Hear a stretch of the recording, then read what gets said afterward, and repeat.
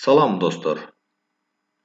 Азыр биз мак түгүл, мак турсун, мак тургай деген конструкцияларды үйрөнөбүз. Бул конструкциялар кыргыз тилинде татаал сүйлөмдөрдү уюштурат. Алгач бул конструкциялардын аныктамасына көңүл буралы. Мында мак мүчөсү бар. Бул кыймылдатоочтун мүчөсү. Ал эми түгүл, турсун, тургай деген бул бөлүкчөлөр. Кыймылдатооч деген эмне? Кыймылдатооч кыймыл аракеттин атын же кыймылдык процессин билдирүүчү этиштин туундуу формалары. Ал эми бөлүкчө болсо сүйлөмгө же болбосо сүйлөмдөгү кайсы бир сөзгө кошумча грамматикалык маани же маанилик бир касиет алып келүүчү кызматчы сөздөр. Формуласын карайлы достор. Мында биз этиш сөзгө кыймылдатоочтун мак мүчөсүн улайбыз. Андан ары түгүл, турсун, тургай деген бөлүкчөлөр жандап келет. Түшүнүктүүрөөк болсун үчүн мисалдарга көңүл буралы. Кеттик анда достор.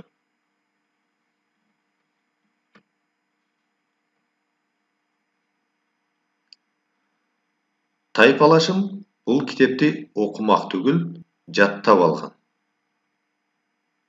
Тайпалашым бул китепти окумак түгүл, окумак мындай турсун, аны жаттап да алган деген маанини туюндурат достор. Кийинки мисалга көңүл бөлөлү. Бөбөк оюнчукту ойномок турсун, карап да койгон жок. Башкача айтканда ата-энеси бул бөбөккө оюн ойносун деп атайын оюнчук алып келишкен, бирок бөбөк ал оюнчукту ойномок мындай турсун, аны караган да жок, жада калса карап да койгон жок деген маани бар достор. Кийинкисин карайбыз. 5 жаштагы Айдар тамгаларды үйрөнмөк тургай китеп окуп калды. Айдардын жашы 5те. Ал тамгаларды үйрөнмөк мындай турсун, китеп окуп калды. Башкача айтканда тамгаларды да үйрөндү. Жада калса китепти да окуп калды деген маани бар достор. Кийинки мисалга көңүл буралы. Алина мелдеште ата-андашына жетмек түгүл, андан ашып кетти. Биз Алинанын ата-андашына жетишин абдан күтүп жатканбыз, үмүт кылып жатканбыз, бирок Алина ага жетти. Жада калса андан да ашып кетти. Достор. Бул мисалга көңүл буралы. Курбум тамак бышырмак тургай картошка аарчый албайт. Бул жерде курбум тамак бышырмак мындай турсун, ал картошканы да аарчыганды билбейт деген маани бар достор.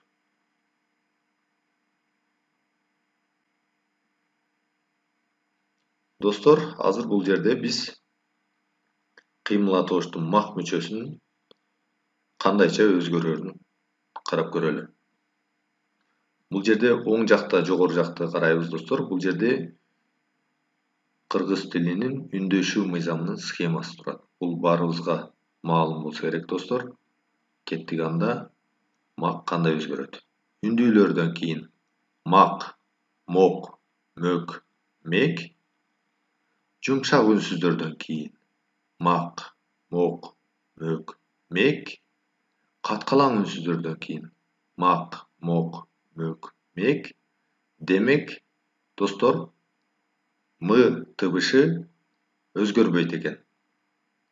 Бирок, достор, бул жерде карайбыз. Этиштин акыркы үндүүсүнөн таасирленип, мак, мок, мөк, мек деп өзгөргөн. Башкача айтканда ырдамак, ойномок, сүйлөмөк, бийлемек, түгүл, тургай, турсун деп улана берет.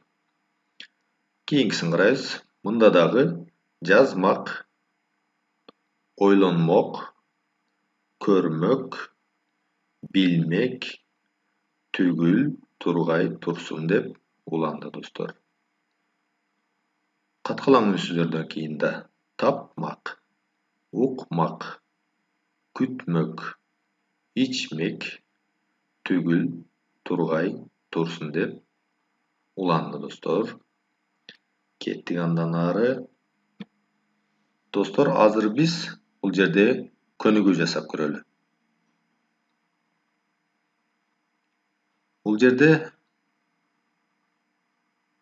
сүйлөм берилген. Ал сүйлөмдө бул мак, түгүл, мак, тургай, мак, турсун деген конструкциянын орду бош калган. Буга достор өзүбүз улайбыз. Бул үчүн эмне кылабыз? Видеонун тынын, башкача айтканда паузасын басабыз. Андан кийин кагазга буларды жазып көрөлү. Баарыбыз жазалы. Жазып бүттүкпү достор? Жазып бүткөн болсок, анда жообун окуйлу достор.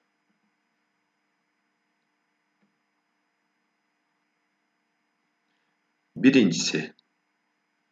Ал сага жардам бермек түгүл, өз жанын араң багып жатат. Ал сага жардам бермек тургай, өз жанын араң багып жатат. Ал сага жардам бермек турсун, өз жанын араң багып жатат. Кийинки сүйлөмдү карайлы достор. Мария кыргызча сүйлөмөк түгүл, ыр жазып калды. Мария кыргызча сүйлөмөк тургай, ыр жазып калды. Мария кыргызча сүйлөмөк турсун, ыр жазып калды. Үчүнчү мисалды карайбыз. Күндүн ысыгында иштемек түгүл, көчөгө чыга албай турам. Күндүн ысыгында иштемек тургай, көчөгө чыга албай турам. Күндүн ысыгында иштемек турсун, көчөгө чыга албай турам.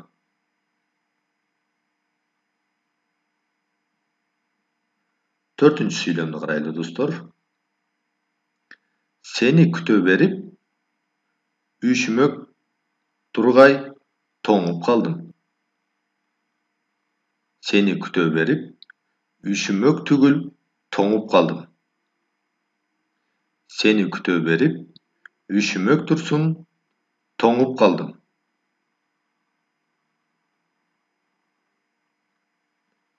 Бешинчи мисалды карайлы достор. Тамак бышмак түгүл, муздап калды. Тамак бышмак тургай, муздап калды. Тамак бышмак түгүл, муздап калды. Тамак бышмак турсун, муздап калды. Достор, муну көбүнчө апабыздан уксак керек, Тамак бышмак турсун, муздап калды, тезирээк тамакка кел деген чакыруусун көп угуп калганбыз. Достор, бул мак түгүл, мак тургай, мак турсун деген конструкциядан кийин бул жерде көңүл бурабыз достор, ар дайым үтүр коюлат. Бул жерде карайбыз, баарында үтүр коюлган. Башкача айтканда достор, бул татаал сүйлөмдү түзгөн конструкция болуп эсептелет.